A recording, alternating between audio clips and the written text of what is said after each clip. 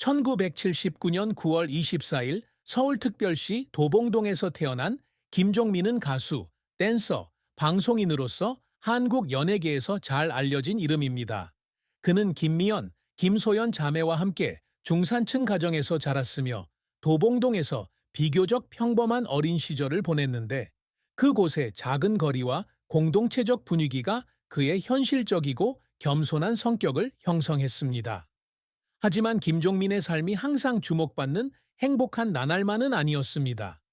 그 자신이 드물게 솔직하게 밝혔듯이 그의 인생에서 가장 큰 슬픔은 아마도 2007년 11월부터 2009년 12월까지의 의무적 군 복무 기간이었을 것입니다. 그 기간 동안 그는 개인적, 사회적 압력에 맞서기 위해 잠시나마 주목받던 자신의 경력에서 벗어나야 했습니다. 김종민에게 병역은 국가적 의무일 뿐만 아니라 혹독한 도전이기도 하다. 그는 이전에 허리 디스크 탈출증 진단을 받았고, 이로 인해 정규군에서 복무할 수 없었고, 대신 공무원으로 일했습니다. 이것은 그의 육체적 부담을 덜어주긴 했지만, 그의 마음에는 깊은 슬픔을 안겨주었습니다.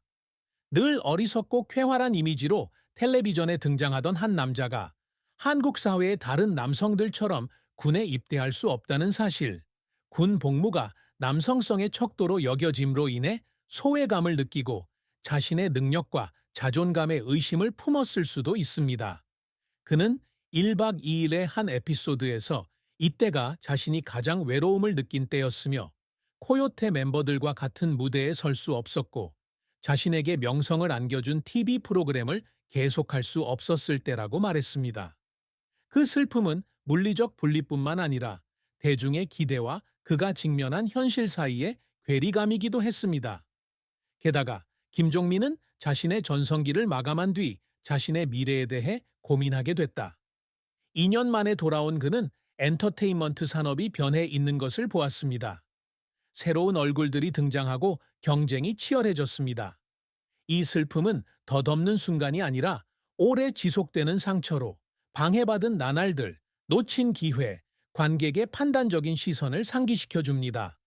한때 자신이 소유했던 지위를 되찾기 위해 자신과 싸워야 했던 시기였으며 그 여정은 결코 쉽지 않았습니다.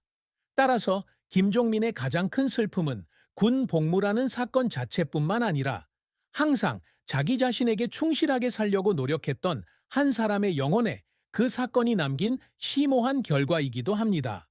김종민의 작품은 밝은 페이지와 어두운 장이 섞인 긴 책과도 같으며 끊임없이 자신을 주장하기 위해 노력하는 한 남자의 여정을 반영하고 있습니다. 그는 어린 나이에 엄정화, 이정현, 김완선 등 유명 아티스트의 백댄서로 활동하며 예술계 경력을 시작했습니다. 그는 댄스 그룹 프렌즈의 멤버로 활동한 5년 동안 자신의 기술과 열정을 다듬었지만 그것은 그가 진짜 스포트라이트를 받기 위한 발판일 뿐이었습니다.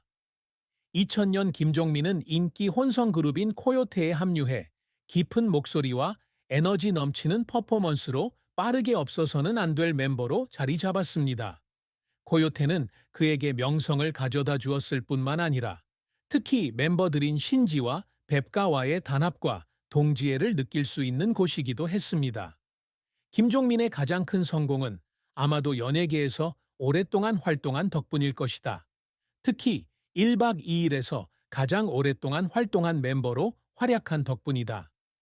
2007년에 시작된 이 쇼는 그를 단순한 밴드 가수에서 국민적 연예계 아이콘으로 변모시켰으며 어리석고 사랑스러우면서도 진지한 이미지를 선보였습니다.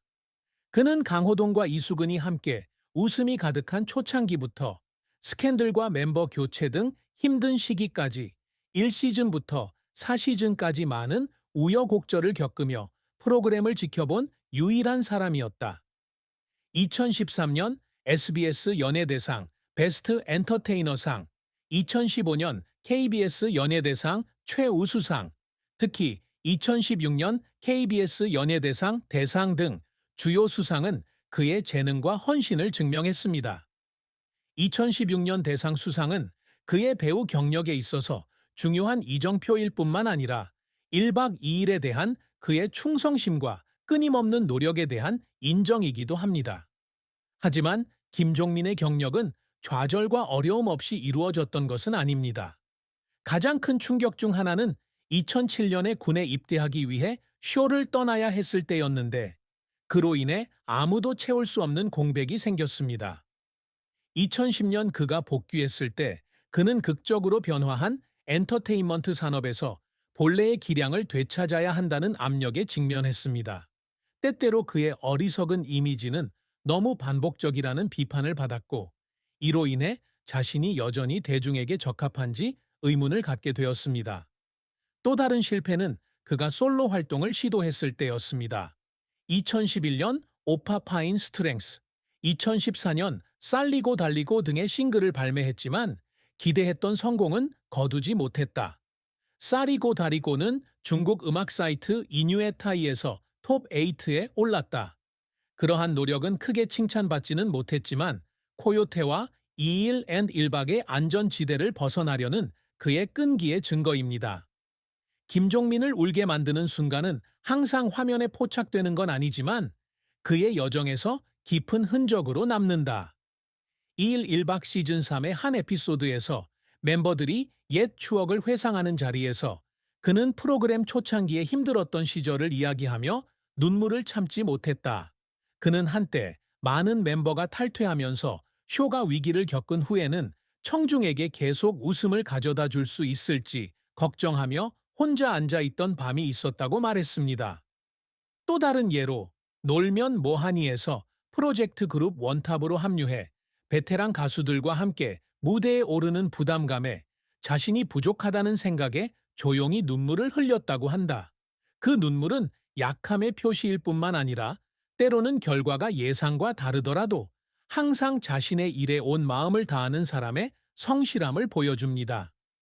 김종민은 연예계에서 자신의 가치를 확립하기 위해 끊임없이 큰 목표를 세운다.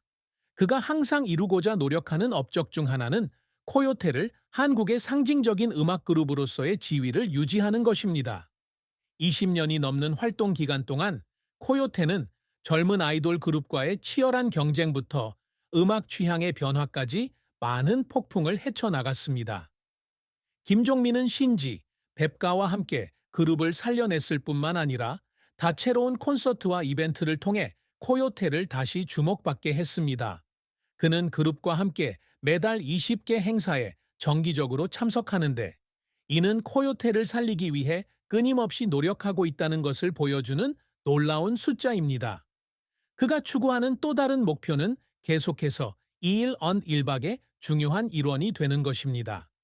그에게 이 쇼는 단순한 직업이 아니라 숨지 않고 자기 자신이 될 수 있는 두 번째 가족입니다. 그는 때때로 어리석은 게임이나 순진한 말로 개인적인 이미지를 희생해야 하더라도 항상 웃음을 선사하려고 노력합니다. 이 드라마가 4시즌에 걸쳐 매력을 유지해온 사실은 그의 공헌을 입증하며 그는 제작진이나 관객에게 부담이 되지 않도록 끊임없이 자신을 새롭게 하려고 노력합니다. 그에게 프로그램에서의 모든 여행, 모든 도전은 나이와 건강이 때로는 장애물이 되더라도 자신이 여전히 더 잘할 수 있다는 것을 증명할 수 있는 기회입니다. 김종민은 또한 자신의 프로젝트를 통해 개인적인 발자취를 남기는 것을 꿈꿉니다. 개인 매니지먼트 회사인 신바 엔터테인먼트를 설립하고 2023년 싱글 Say Yes를 발표하며 원탑과 함께 Hang Out With You에 출연한 것은 그가 TV에서 그저 어리석은 남자가 아닌 그 이상으로 자신을 주장하기 위한 발걸음이었습니다. 그는 노래하고 춤추고 다양한 방식으로 기쁨을 줄 수 있는 다재다능한 아티스트로 기억되기를 원했습니다. 이러한 프로젝트들이 큰 성공을 거두지는 못했지만 그는 자신의 한계를 극복하려는 열망을 보여주었고 이를 통해 뒤돌아볼 때 자신의 열정을 위해 인생을 최대한 살았다고 자랑스럽게 말할 수 있게 되었습니다. 사랑과 결혼은 다채로운 장이지만 김종민의 삶에는 조용한 순간도 있습니다. 그는 2005년 SBS 리얼 로맨스 러브레터에서 만난 모델 현영과 공개적으로 교제했다. 이 관계는 2년 동안 지속되었고 두 사람의 귀여움과 진실함으로 인해 청중의 사랑을 받았습니다. 하지만 2007년에 그들은 바쁜 일정과 명성에 따른 압박을 공식적으로 이유로 헤어졌습니다. 김종민에게 현영과의 이별은 큰 슬픔이 될 수 있다. 그는 데뷔 초에 결혼해서 가정을 꾸리고 싶다는 바람을 밝혔기 때문이다. 군에 입대하기 직전의 이 이별은 아마도 그의 인생에서 가장 힘든 시기에 더 큰 공허함을 느끼게 했을 것입니다.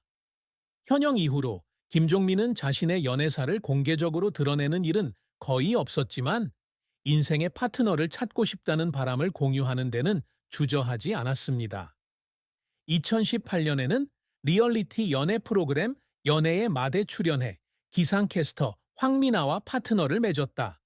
두 사람은 TV에서 로맨틱한 장면을 선보이며 빠르게 주목을 받았습니다. 두 사람은 드라마에서 100일간 사귀었지만 실제로도 관계를 이어가기로 결정했고 팬들은 두 사람이 행복한 결말을 기대했습니다. 하지만 2019년 2월 김종민은 바쁜 스케줄로 인해 연락을 유지할 수 없게 되면서 결별을 선언했다. 그는 언론의 압박과 생활 속 차이로 인해 황미나가 어려움을 겪었으며 그녀를 소문으로부터 보호하지 못해 죄책감을 느꼈다고 털어놓았습니다. 이 슬픔은 큰 쟁점은 아니지만 큰 잠재력을 지닌 관계를 장기적인 현실로 이어가지 못한 것에 대한 유감입니다. 2025년 1월 12일 김종민은 1박 2일 시즌4에서 갑자기 같은 해 4월 20일 서울의 한 사저에서 결혼한다고 발표했습니다. 그의 미래의 아내는 연예계에 활동하지 않는 사업가로 그보다 11살 어리다. 그는 두 사람이 2년 이상 사귀어 왔다고 밝혔고 함께 사계절을 보낸 지금이 결혼하기에 적절한 때라고 믿는다고 했습니다. 이는 그가 항상 고수해온 사랑 철학이기도 합니다. 다가오는 그의 결혼에 대한 자세한 내용은 없지만 이 사건은 그가 과거의 감정적 슬픔을 극복하고 자신의 목적지를 찾았다는 것을 보여주는 중요한 전환점을 의미합